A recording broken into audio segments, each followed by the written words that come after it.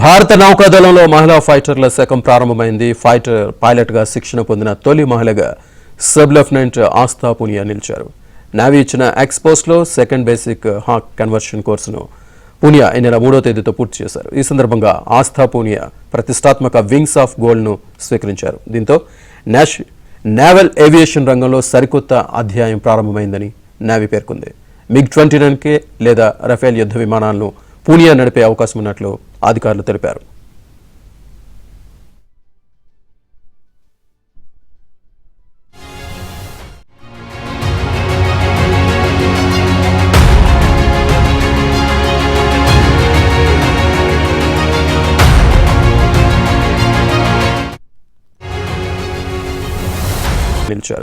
Navy ఇచ్చిన ఎక్స్పోస్లో second basic hack conversion కోర్సును పూనియా ఈ నెల 3వ తేదీతో పూర్తి చేశారు. ఈ సందర్భంగా ఆస్థా పూనియా ప్రతిష్టాత్మక వింగ్స్ ఆఫ్ గోల్డ్ను స్వీకరించారు. దీంతో నేవల్ ఏవియేషన్ రంగంలో సరికొత్త అధ్యాయం ప్రారంభమైందని నేవీ పేర్కొంది.